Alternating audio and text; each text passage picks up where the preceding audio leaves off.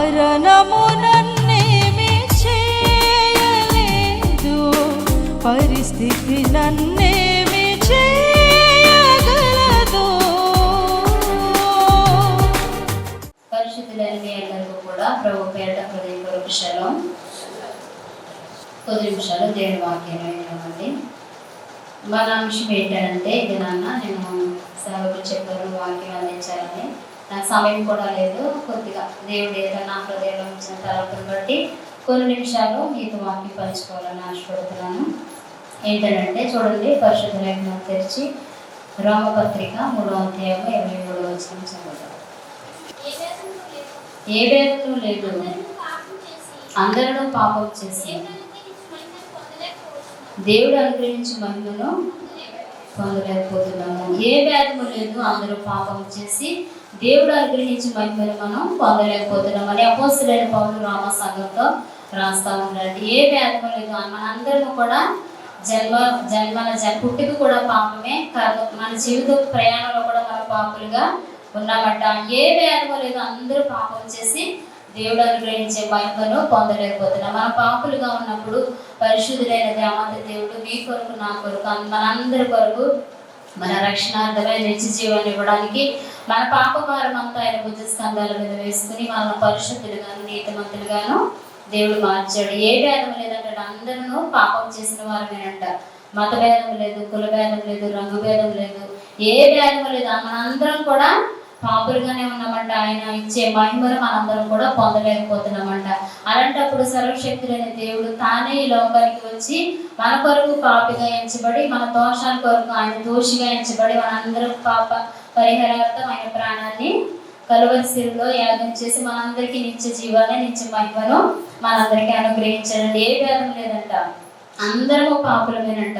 కానీ పరిశుద్ధ గ్రంథంలో చూడండి, మనం నీతిమంతులుగా తీర్చబడ్డాము, పరిశుద్ధులుగా దేవాది దేవుడు మనందరినీ తీర్చాడు. అయినా కానీ కొన్ని విషయాల్లో మనము పాపులుగానే, పాప నియమం మనలో ఉండిపోతా ఉందంట. పరిశుద్ధ గ్రంథంలో కొన్ని విషయాలు మీతో నేను పంచుకుంటాను. ఎందుకంటే కొద్ది నిమిషాలు మాత్రమే వాక్యాన్ని నేను బయట పరిస్థితులు ఏం బాగాలేదు, చాలా ఎండ వేడి, మనందరం కూడా తట్టుకోలేని పరిస్థితిలో ఉన్నాం. కానీ ఆయన మహిమమే కానీ దేవుడు మనందరితో ఉంచును గాక.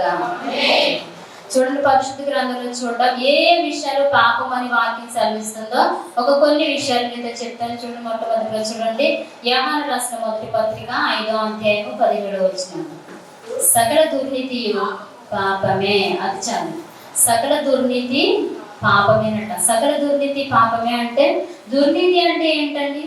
నీతి కానిదేదో అది పాపము. అంటే మనం దుర్నీతి, సకల దుర్నీతి పాపం అని వాక్యం చేస్తుంది. ఏమనుకుంటామంటే, మన దొంగతనం చేయడం పాపం, నరహత్య చేయడం పాపం, మోసం చేసి సంపాదించడం పాపం, ఎదుటివారిని దూషించడం పాపం, అన్యాయంగా సంపాదించడం పాపం, అక్రమంగా ఎదుటి వారిని కొట్టడం పాపం, పొరుగు వారిని దూషించడం పాపం. సకల దుర్నీతి, నీతి కానిదేదో అది పాపం అంటండి. మనం నీతిగా జీవిస్తే చూడండి, సామెతల గ్రంథంలో 10వ అధ్యాయం 2వ వచనం సొలొమోను రాస్తా ఉంటాడు. నీతి అంట మరణం నుండి మనల్ని రక్షిస్తుందంట. మనం నీతిగా ఉంటే మరణం నుండి తప్పించబడతామంట. మనం నీతి క్రియలు ధరించుకునే వారం అయిందండి. లోకంలో ఉన్నప్పుడు వేరే సంగతి, మన లోకానుసారంగా బ్రతికినప్పుడు వేరే విషయం. కానీ లోకంలో ఉన్న వారికి ప్రభు ఈ మాట చెప్పట్లేదు. కానీ ఆయన రక్తంలో కడగబడి నీతిమంతులుగా, పరిశుద్ధులుగా పిలువబడుతున్న మన అందరి జీవితంలో కూడా దేవుడు కోరుకునేది ఏంటంటే, మీరు దుర్నీతి పరులుగా ఉండొద్దు. దుర్నీతికి ఎంత మాత్రం మీ జీవితంలో చోటు ఇవ్వద్దు. దుర్నీతిని మనం అనుసరించి బ్రతకొద్దు. నీతిమంతులుగా మనం బ్రతకాలి. నీతి క్రియలు మన జీవితంలో ఉండాలి. మన జీవితంలో ఎప్పుడు చూడండి, నీతి క్రియలు, నీతిని అనుసరించే మనం బ్రతకాలి. లోకంలో వారు ఎలా బ్రతికినా కానీ ఎవరు ఏమి మాట్లాడండి. మన గురించి అయితే ప్రభు నమ్ముకున్న బిడ్డ అయినా కానీ ఇలాగా అవినీతి పరుడుగా బ్రతుకుతూ ఉన్నాడు. వ్యర్థమైన వాటిని అనుసరిస్తూ దేవునికి అవమానం తీసుకొస్తున్నాడని ప్రభు మనల్ని చూసి దుఃఖపడే స్థితికి మనం ఉండకూడదండి. దుర్నీతి పరులుగా అసలు ఉండకూడదు. నీతి అంటే మరణం నుంచి రక్షిస్తుందంట. చూడండి, బోధకులు లేరు, ఏ విధమైన వాక్యం లేదు, ఏ విధమైన బోధించేవారు లేరు, ప్రకటించేవారు లేరు. అలాంటప్పుడు నోవాహు ఎలా బ్రతికాడంట? నీతి పరుడుగాను, నిందారహితుడుగాను బ్రతికాడంట. నేటి కాలంలో క్రైస్తవులుగా ఉన్న మనం అనేకమైన సేవకుల ద్వారా ఆత్మీయంగా బలపడతాం. ఇది తప్పు, ఇది మంచి కాదు, ఇది చెడు, ఇది చేయకూడదని మనం నేర్చుకుంటున్న పరిశుద్ధ గ్రంథంలో దేవాది దేవుడు మనందరి కొరకు వ్రాయించాడు. కానీ ఆ కాలంలో ఎవరైనా బోధించే వాళ్ళు ఉన్నారండి? సేవకులు ఉన్నారా? ప్రకటించే వాళ్ళు ఉన్నారా? ఇది తప్పు నాయన అని చెప్పేవాళ్ళు ఉన్నారా? నోవాహు ఏమైనా పరిశుద్ధుల మధ్యలో బ్రతికాడండి? భయంకరమైన పాపాత్మల మధ్యలో బ్రతికాడు. అలాంటి స్థితిలో కూడా నోవాహు ఎలా ఉన్నాడంట? నీతిపరుడుగాను, ఆ తరము వారన్నింటిలో భూమి మీద అంటే అతను నీతిపరుడుగాను, నిందారహితుడుగాను దేవాది దేవుడు పరిశుద్ధ గ్రంథంలో రాయించాడు. నేటి దినాల్లో కూడా మనం ఆయన గురించి ఇంకా చెప్పుకుంటూనే, భూమి నిలిచినంత కాలం ఆయన గురించి మనం భూమి మీద చెప్పుకుంటూనే ఉంటామండి. నీతి క్రియలు మనం సకల దుర్నీతి పాపమే. మనం అనుకుంటాం కదా, ఏం పెద్ద పెద్ద పాపాలు చేస్తేనే పాపం, ఎవరైనా చంపితే పాపం, ఎవరైనా కొడితే పాపం, అన్యాయంగా ఎవరైనా లాక్కుంటే పాపం, కానీ నేను నీతిగానే బ్రతుకుతున్నాను మనం అనుకుంటాం. కానీ సకల దుర్నీతి పాపమే అని అంటున్నాడు. నీతిని విత్తేవాడంట శాశ్వతమైన బహుమానం పొందుకుంటాడు, శాశ్వతమైన బహుమానాన్ని పొందుకుంటాడు. మనలో ఏమైనా పాపనేమో నిలిచి ఉండిపోయిందేమో, దుర్నీతి మనలో ఉండిపోయిందేమో, ఆ నిత్యరాజ్యానికి మనల్ని వెళ్లకుండా అది ఆటంకంగా ఉంటుందేమో. దేవుడు ఈ దినాన్ని మన అందరితో ఏం మాట్లాడుతున్నాడంటే, సకల దుర్నీతి పాపమే. పాపం ఎంత మాత్రమో నీ జీవితంలో ఉండడానికి వీలు లేదు. మనందరినీ పరిశుద్ధులుగా పవిత్రులుగా మార్చిన దేవుడు పాపం వల్ల మనం ఉండాలని కోరుకోవట్లేదండి. మనం ఎప్పుడు ఆయన పరిశుద్ధులై ఉన్నాడు కనుక మనము కూడా పరిశుద్ధులై ఉండాలని ఆయన కోరుకుంటా ఉన్నాడండి. సకల దుర్నీతి పాపమే. మనం అనుకుంటా ఉంటాం కదా, నీతిగా బ్రతికితే ఏముంటుంది, నీతిగా జీవిస్తే ఏముంటుంది. కొన్నిసార్లు ఆ సందర్భాల్లో మనం మాట్లాడుకుంటా ఉంటాం, నేను చాలా నీతిగా ఉంటున్నానండి, నిజాయితీగా బ్రతుకుతున్నానండి, అయినప్పటికీ నా పరిస్థితి ఇలాగే ఉందేమో. లేదు, నిరీక్షించు, పరీక్ష, ఖచ్చితంగా దేవుడు నీ జీవితాన్ని మారుస్తాడు. నీతిగా ఉంటే ఖచ్చితంగా మనం చూడండి, యెషయా కూడా అంటాడు 32:17 నీతి అంట సమాధానాన్ని కలుగు చేస్తుందంట. మనం నీతిగా బ్రతికితే మరణం నుంచి తప్పించబడతాం. నీతిగా ఉంటే శాశ్వతమైన బహుమానాన్ని పొందుకుంటాం. నీతి కలిగి ఉంటే సమాధానం మన జీవితంలో ఉంటుందండి.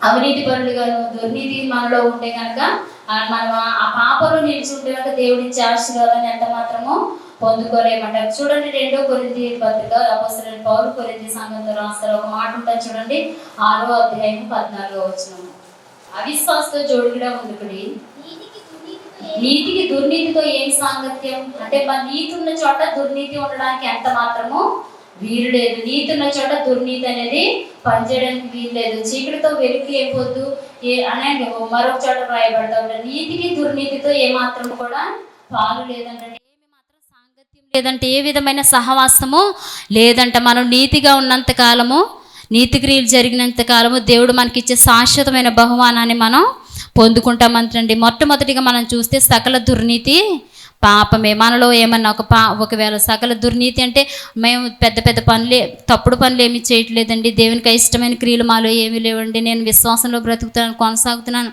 అని అనుకోవచ్చు. కానీ చూడండి, మనం చిన్న చిన్న విషయాల్లో ఒక్కొక్కసారి తప్పిపోతూ ఉంటాం. ఇది తప్పు కాదులే అని మనం అనుకుంటూ ఉంటాం. కానీ దేవుడు ఖచ్చితంగా మన కోసం ఈ మాట మాట్లాడుతూ ఉన్నాడు. సకల దుర్నీతి పాపమే, నీతి కానిది పాపమే. నీతిని అనుసరించి నువ్వు బ్రతికితే మరణం నుంచి నేను తప్పిస్తానని దేవుడు మాట్లాడుతూ ఉన్నాడు. మొట్టమొదటిగా మనం సకల దుర్నీతి పాపమే. రెండో విషయాన్ని మనం చూస్తే చూడండి, రోమాపత్రిక 14:23 అనుమానించేవాడు తిని ఎడల అదొద్దుర చివరి మాటలు ఉంటుంది చూడండి, విశ్వాసం కానిదేదో అది పాపము, విశ్వాసం కానిదేదో అది పాపము. మొట్టమొదటిగా చూస్తే సకల దుర్నీతి పాపమే. రెండవదిగా చూస్తే విశ్వాసం కానిదేదో పాపము. అంటే విశ్వాసం కానిదేదో పాపం అంటే మనం విశ్వాసం ఉంచలేకపోతే అది పాపము. చూడండి, మనం కొన్నిసార్లు ఏదైనా పని చేయాలని మన కుటుంబాల్లో ఈ కార్యం చేయాలి, ఈ కార్యం నా జీవితంలో జరగాలి మనం అనుకుని ప్రార్థన చేస్తూ ఉంటాం. ప్రార్థన చేసినప్పుడు అనుకుంటూ ఉంటాం, ఈ పని జరగదో, నేను అనుకున్న పని జరగదో, దేవుడు చేయగలడో చేయలేడో, అనుమానం, ఎక్కడో చిన్న అనుమానం ఉంటుంది. అలాంటి అనుమానం ఉంచితే కూడా అది పాపం అంటండి మన జీవితంలో. విశ్వాసం కానిదేదో పాపము. విశ్వాసులకు తండ్రి అయిన అబ్రహాం ఎక్కడైనా సంకోచించాడండి, ఎక్కడైనా సందేహపడ్డా తన విశ్వాసంలో? దేవుడు అన్నాడు, నేను నీకు చూపించబోయే దేశానికి వెళ్ళులే అంటే ఇంకా ప్రభు మీద ఆనుకున్నాడు పూర్తిగా. విశ్వాసం అంటే అలా ఉండాలి కదా. హెబ్రీ పత్రికలో రాస్తారు పౌలు గారు 11:1 విశ్వాసం అంటే నిరీక్షింపబడు వాటి యొక్క నిజస్వరూపం అని. అంటే అసలు అక్కడ శూన్యం ఏమీ లేదు, కానీ నేను అనుకున్నవన్నీ పొందుకున్నాను ఆయన నమ్మడమే విశ్వాసం, మన విశ్వాసం ఒక్కొక్కసారి మన విశ్వాసంలో మనం బలంగానే ఉంటాం, కానీ మన గృహస్థులు కావచ్చు, ఇరుగు పొరుగు వారు కావచ్చు, మన స్నేహితులు బంధువులు కావచ్చు, అనేక సార్లు విశ్వాసం నుంచి మనల్ని తొలగించడానికి ప్రయత్నం చేస్తూ ఉంటాడు. దేవుడు చేస్తాడు కానీ మనం మన మన మన ప్రయత్నం మనం చేసుకోవాలి. మన జాగ్రత్తలో మనము ఉండాలని అనేక సార్లు విశ్వాసం నుంచి తొలగించడానికి అనేక మంది ప్రయత్నాలు చేస్తూ ఉంటాడు మన జీవితంలో. అదే నీకు పాపంగా ఉంటుందని వాక్యం సెలవిస్తుంది. చూడండి, విశ్వాసంలో లోపం ఉండకూడదంట. అపోస్తలుడైన పౌలు గారు రాస్తారు దెస్సలోని సంఘంతో 3వ అధ్యాయము 9-10 వచనాల్లో, విశ్వాసంలో లోపం ఉండడానికి వీలు లేదు. మనం అనేక సంవత్సరాలుగా దేవుని సన్నిధిలోకి వస్తున్నాం కదా, మరి విశ్వాసంలో మనం బలవంతులమై ఉండగలుగుతున్నామా? నీ జీవితంలో ఎదురవుతున్న సమస్యలు నువ్వు బలవంతుడిగా ఉండగలుగుతున్నావా? లేదు, నా జీవితంలో దేవుడు కార్యం చేస్తాడు, బలమైన కార్యాన్ని నేను చూస్తాననే నిరీక్షణ నీకుందా?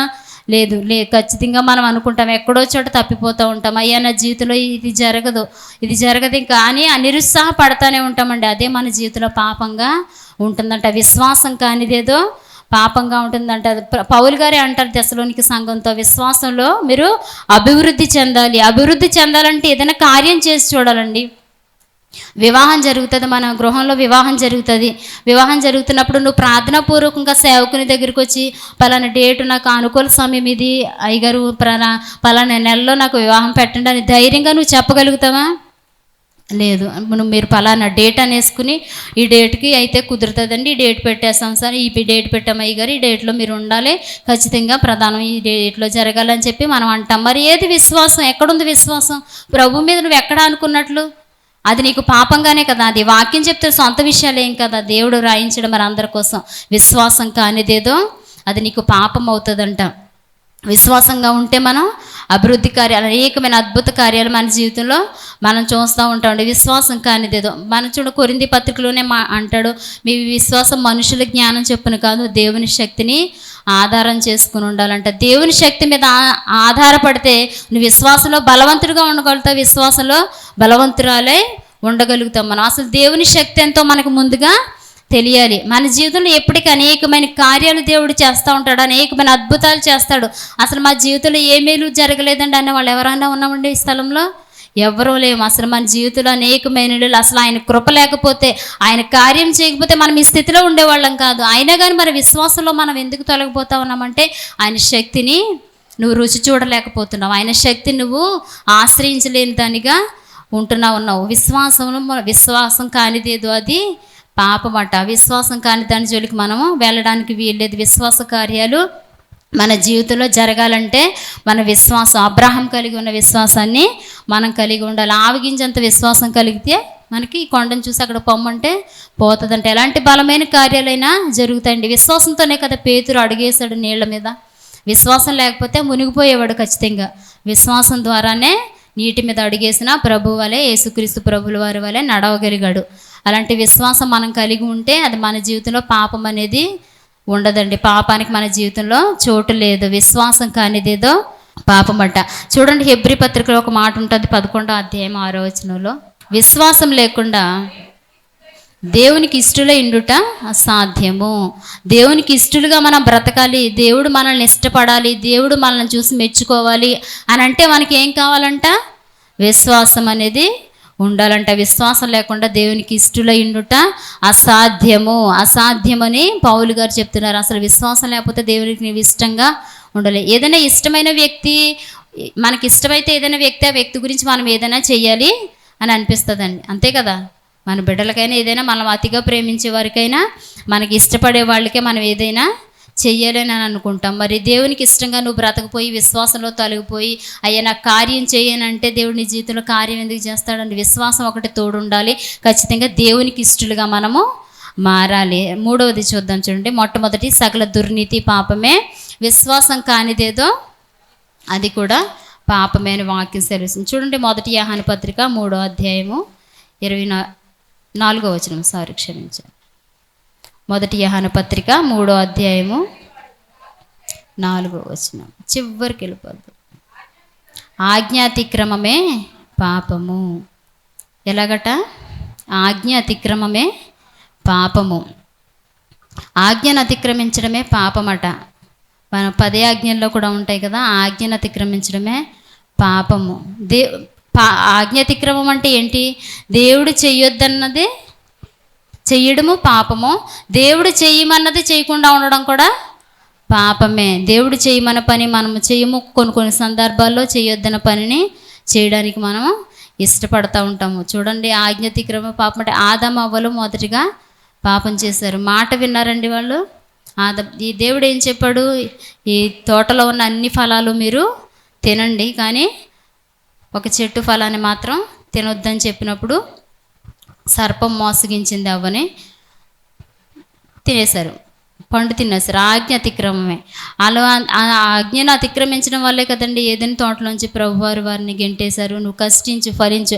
అప్పటి వరకు వారికి ఏమైనా పనిపాట్లు ఉన్నాయి, సుఖంగా చక్కగా తిని తిరుగుతూ హాయిగా ఉండేవారు. జంతువులు, క్రూరమైన జంతువులు అందరూ కలిసి ఉండేవారంట. వీళ్ళు పాపం చేశారు. ఆజ్ఞ అతిక్రమమే పాపంగా మారి వారు ఏదైనా తోటలోంచి, మీరు అక్కడి నుంచి ఏమన్నాడు దేవుడు? కష్టపడాలి, మీరు చెమటోర్చాలి, ఆహారాన్ని సమకూర్చాలి, మీరు కష్టించి ఫలి చేస్తేనే మీరు బ్రతుకుతారని ఏదైనా తోటలోంచి దేవుడు గింటేశాడు. దేవుడు ఇచ్చే ఆధిక్యతను కోల్పోయారండి వాళ్ళు. దేవుడు ఎంతో ఆధిక్యతని ఇచ్చాడు, దేవుడు ఆధిక్యతనే వాళ్ళు కోల్పోయారు. ఎందుకని? ఆజ్ఞను అతిక్రమించారు కనుక. మనం చూస్తే చూడండి, సౌలు కూడా సమూయేలు గ్రంథంలో రాస్తాడు. మొదటి సమూయేలు గ్రంథం 15వ అధ్యాయము 22వ వచనంలో, బలులు అర్పించుట కంటే ఆజ్ఞను గైకొనుటను, పొట్టేళ్ల క్రొవ్వును అర్పించుట కంటే మాట వినుట శ్రేష్టము. మాట వినేవారిగా మనం ఉండాలండి. ఆజ్ఞను అతిక్రమిస్తే అది మన జీవితంలో పాపంగా ఉంటుందంట. బలిని అర్పించొద్దు. నేను అర్పణలు అర్పిస్తున్నాను ఆయన నీ సన్నిధిలో, అనేకమైన కానుకలు ఇస్తున్నాను, అనేకమైన పరిచర్యలో సేవకునికి ఎంతో సహకారిగా నేను ఉంటున్నాను, అనేకమైన కార్యాలు నేను చేస్తాను, నీ కొరకు నేను బలంగా నిలబడుతున్నాను ప్రభువా, నువ్వు చెప్పినది ఏది కూడా నేను విడిచిపెట్టలేదు, నేను అన్ని చేస్తున్నాను ఆయన అని చెప్పి నువ్వు మాట వినకపోతే అది ఏమైనా దేవునికి ఇష్టం అవుతుందండి? ఇష్టం కాదు. అది నీ జీవితంలో నీకు పాపంగాను ఉంటుందని వాక్యం సెలవిస్తూ ఉంది. అలాగే సౌలు కూడా అవివేకం పని చేశాడు. ఏం చేశాడు? యుద్ధానికి వెళ్ళినప్పుడు అక్కడి నుంచి శపితమైన వాటిని తెచ్చుకోవద్దు కదా, అంటే అన్నీ బాగున్నాయి కదా అని గుర్రాలన్నీ తెచ్చుకుని క్రొవ్విన వాటిని తెచ్చుకున్నాడంట. మరి తెచ్చుకుని మరలా నీకు బలి ఇవ్వడానికే తెచ్చాను ప్రభువా, దేవునికి బలి ఇవ్వడానికే తెచ్చానని సమూయేలుతో అంటా ఉన్నాడంట. మాట వినడండి, అవిధేయత కలిగి ఉన్నాడు. అలాగే మనం చూస్తే చూడండి, యోనా కూడా వెంటనే మాట విన్నాడా? మాట వినలేదు. నువ్వు ఎక్కడికి వెళ్ళు, సువార్తను ప్రకటించంటే నేను తర్షీషు వెళ్ళే వాడని ఎక్కుతానని చెప్పి నేనేమి వెళ్ళడం మానేసి తన ఇష్టానుసారంగా వెళ్ళాడు.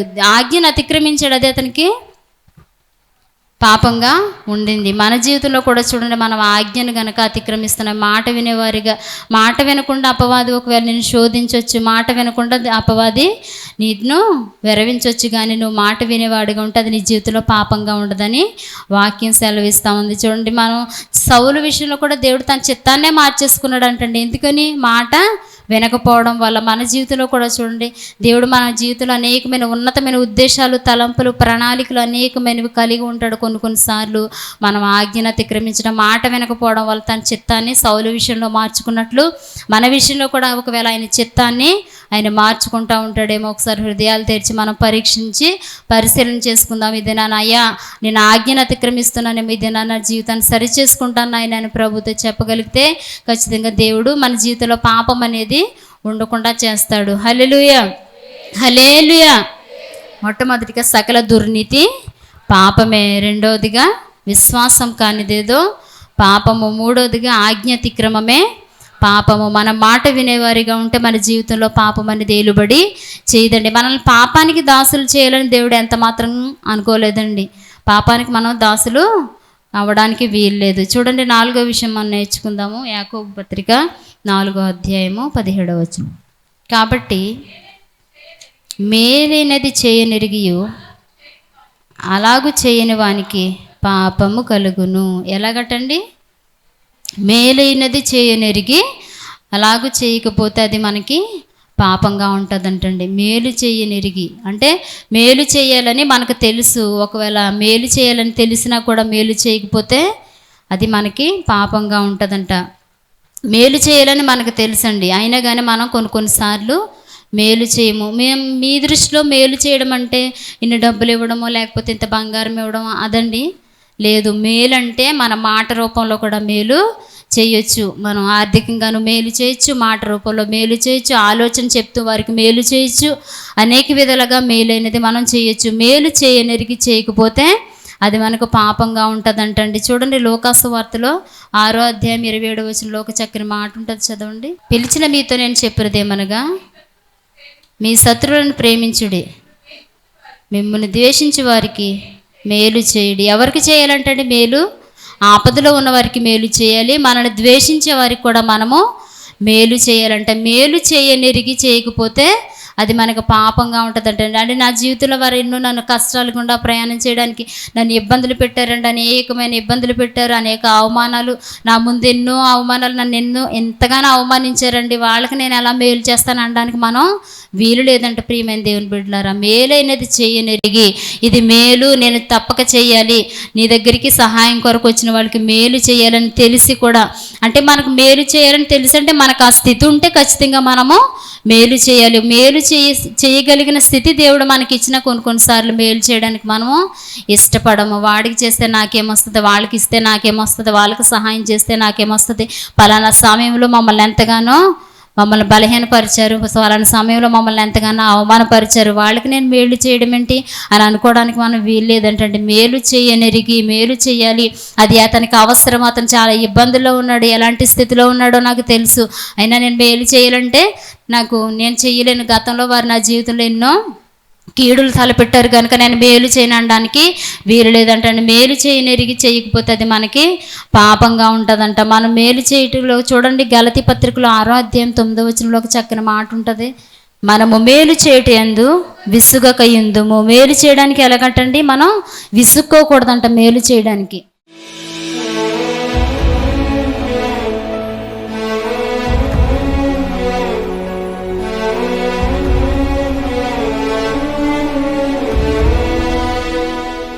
పరిశుద్ధులను కృప కలిగిన తండ్రి, మీకు వందనాలు నాయనా. వినడ వాక్యం మా హృదయాల్లో నాటింపు చేయండి, వాక్యానుసారంగా బ్రతకడానికి సహాయం చేయండి, మా జీవితాలు సరిచేయండి నాయనా, మార్చుకోవడానికి కృప చూపించండి. చేరువచ్చిన బిడ్డలందరినీ దీవించి నీ కృపలో బలపరచమని యేసు నామములో అడుగుచున్నాం మా పరమ తండ్రి, ఆమేన్. ప్రభునందు ప్రియ సజీవ స్వరం అనేటువంటి యొక్క వర్తమానాన్ని వింటున్నటువంటి మీ అందరికీ ప్రభునాన్ని బట్టి శుభాలు. మీ గృహాలలో మీతో కలిసి ఈ విధంగా ప్రభువును ఆరాధించడానికి ప్రభు ఇచ్చిన సమయాన్ని బట్టి ప్రభువుని స్తుతిస్తూ ఉన్నాను. ప్రతిదినం మీరు వీక్షిస్తున్న ఈ వర్తమానాలను బట్టి మీరు ఆశీర్వదింపబడుతున్నారని మేమెంతగానో ప్రభునందు ఆనందిస్తూ ప్రభువును స్తుతిస్తూ ఉన్నాం. మీరు ఇస్తున్నటువంటి ప్రతి మెసేజ్, లేకపోతే మీరు ఇస్తున్నటువంటి ఈ యొక్క ప్రోత్సాహం దేవుని పనులు మమ్మల్ని ఎంతగానో బలవంతులు చేస్తూ ఉంది. కనుక మీరు ఈ వర్తమానాల చేత ఆశీర్వదింపబడుతున్నట్లయితే ఇంకా అనేక మందికి ఈ వర్తమానాల్ని పరిచయం చేయండి. అలాగే ఈ వర్తమానాల చేత మీరు ఆశీర్వదింపబడుతున్నట్లయితే తప్పనిసరిగా ఈ యొక్క పరిచర్యలో మీ వంతు సహకారాన్ని, భాగస్వామ్యాన్ని పంచుకోవాలని ప్రభు పేరట మిమ్మల్ని ప్రేమతో ఆహ్వానిస్తూ ఉన్నాం. చాలామంది అడుగుతూ ఉన్నారు, అయ్యా మేము ఈ పరిచర్యలు ఎలా పాలుభాగస్తులం కావాలి అని. చాలా సంతోషం. దేవుడు మీకు ఇచ్చిన భారాన్ని బట్టి ప్రభునందు ఆనందిస్తూ ఉన్నాను. తప్పనిసరిగా మీరు కూడా మాతో కలిసి ఈ యొక్క సత్య సువార్తను, ఈ యొక్క ఆత్మీయమైన వర్తమానాలను అనేక మందికి అందించటంలో మీ వంతు కూడా ఖచ్చితంగా సహకారాన్ని అందించవచ్చు. కనుక ఈ స్క్రీన్ మీద కనబడుతున్న నెంబర్లకి ఖచ్చితంగా ఫోన్ చేయండి. తగినటువంటి ఆలోచనలు, సలహాలు, ఎలాగో మీరు ఈ పరిచర్యలో బాల్య భాగస్తులు కాగలరో మేము మీకు తెలియపరుస్తాం. అలాగే మీరు ఈ వర్తమానాల చేత ఆశీర్వదింపబడుతున్నట్లయితే, ఒకవేళ మీరు ఇప్పటి వరకు ఏ సంఘానికి వెళ్ళని వారైతే, ఏ మందిరానికి అటెండ్ కాని వారైతే తప్పనిసరిగా మిమ్మల్ని మా మందిరానికి, మా సహవాసానికి ప్రేమతో ఆహ్వానిస్తూ ఉన్నాం. చక్కని అపోస్తుల యొక్క బోధ, ఆత్మీయమైనటువంటి ఆరాధన, ప్రేమతో కూడినటువంటి సహవాసము, చక్కని ప్రేమతో కూడినటువంటి ఆదరణ సంఘం ద్వారా పొందడానికి మిమ్మల్ని ప్రేమతో ఆహ్వానిస్తూ ఉన్నాం. ఒకవేళ మీరు ఏకదం మందిరాల్లో ఆల్రెడీ మందిరాల్లో కట్టబడి ఉన్నట్లయితే తప్పనిసరిగా ఆదివారపు ఆరాధన, మందిరంలో జరిగేటువంటి కూడికలలో పాల్గొనటం మానేయదు. తప్పనిసరిగా మీ మందిరాల్లో బలవంతులై, శ్రేష్ఠులై, దేవుని పనులు బలవంతులుగా ఎదగాలని మిమ్మల్ని ప్రేమతో ఆహ్వానిస్తున్నాం. ఒకవేళ ఎక్కడా మీరు పరిచర్యలో, ఏ పరిచర్యకు, ఏ సహవాసానికి ఒకవేళ మీరు అట్టుకట్టి ఉండకపోతే, ఏ సహవాసంలో మీరు పాలుభాగస్తులుగా ఉండకపోతే తప్పనిసరిగా మిమ్మల్ని ప్రేమతో ఆహ్వానిస్తూ ఉన్నాం. మన పరిచర్యల ద్వారా ఇంకా అనేకమైనటువంటి పరిచర్యలు జరుగుతూ ఉన్నాయి. ప్రతి నెల అనాథల పరిచర్య చేస్తూ ఉన్నాం. ఈ అనాథల పరిచర్యలో చాలామంది యవన బిడ్డలు తమ యవన కాలంలో తమ యొక్క భర్తలను కోల్పోయిన వారు ఉన్నారు. అలాగే చిన్న చిన్న పిల్లలు పెట్టుకుని వారు పోషిస్తున్న వారు ఉన్నారు. వారిని పోషించడానికి దేవుడు మాకు ఇచ్చినటువంటి ఆలోచన బట్టి ప్రతి నెల కొంత సహాయాన్ని చేస్తున్నాం. ఇంకా ఆ సహాయాన్ని అనేక మందికి పంచాలని ఆశపడుతూ ఉన్నాం.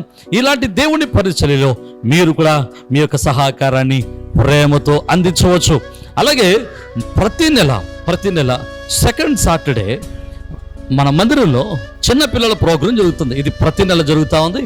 మీరు కూడా మీ పిల్లలు దేవునిలో ఆత్మీయంగా బలపడాలని ఆశపడితే తప్పనిసరిగా మీ పిల్లల్ని ఆ యొక్క చిన్నపిల్లల ప్రోగ్రానికి, కింగ్డమ్ చిల్డ్రన్స్ అనేటువంటి ప్రోగ్రానికి మీ పిల్లలు కూడా ప్రోత్సహించండి. తప్పనిసరిగా పంపించండి. ఉదయం 9 గంటల నుంచి 4 గంటల వరకు చక్కని పాటలు, చక్కని కథలు, చక్కని ఆరాధన, దైవభక్తి, అలాగే విశ్వాసంలో వారిని బలపరచడానికి ఎంతో మేము తోడ్పడుతూ ఉన్నాం, వారిని బలపరుస్తూ ఉన్నాం. అది మీ పిల్లలకు ఆత్మీయంగా బలపడడానికి, విశ్వాసాలు బలపడడానికి ఎంతగానో దోహదం చేస్తూ ఉంది. తప్పనిసరిగా ఈ పరిచర్యలో మీరు కూడా పాలిభాగస్తులై ఉండాలని ప్రభు పేరిట మనం చేస్తున్నాం. అలాగే ఇండియా ప్రేయర్ లీగ్ అనేటువంటి ఒక ప్రార్థనా సహవాసాన్ని నడిపిస్తూ ఉన్నాం. మిమ్మల్ని కూడా ప్రేమతో ప్రార్థనా సహవాసంలోనికి ప్రేమతో ఆహ్వానిస్తూ ఉన్నాం. తప్పనిసరిగా మీరు ఫోన్ చేయండి, తగిన విషయాలన్నీ మీతో పంచుకుంటాం. అలాగే మీరు ఒకవేళ యూట్యూబ్ ద్వారా వాక్యాన్ని విన్నట్లయితే, ఒకవేళ ఈ వాక్యం ద్వారా, ఈ వర్తమానాల ద్వారా మీరు ఆశీర్వదింపబడిన వారైతే ఖచ్చితంగా ఈ యొక్క వర్తమానాలు అనేక మందికి పరిచయం చేయండి. ఈ యొక్క వర్తమానాలని మీరు అనేక మందికి పరిచయం చేసి ఈ యొక్క పరిచర్యలో మీరు కూడా తప్పనిసరిగా పాలుభాగస్తులు కావాలని, పరిచర్యలో మీరు కూడా తప్పనిసరిగా చేతులు కలిపి దేవుని యొక్క రాజ్య వ్యాప్తిలో ప్రయాసలో మీరు కూడా మాతో కలిసి రావాలని ప్రేమతో ఆహ్వానిస్తూ ఉన్నాం. ఒకవేళ మీరు రావాలి అనుకుంటే తప్పనిసరిగా మీ విషయాలు మాకు తెలియపరచండి. మీ కొరకు, మీ కుటుంబాల కొరకు, మీ బిడ్డల కొరకు మేము అనునిత్యం ప్రార్థన చేస్తున్నాం. ప్రభు కృప మీకును, మీ కుటుంబాలకును, మీ బిడ్డలకును ఎలా తోడై ఉండి మిమ్మల్ని స్థిరపరిచి ఆదరించును గాక. ఆమేన్.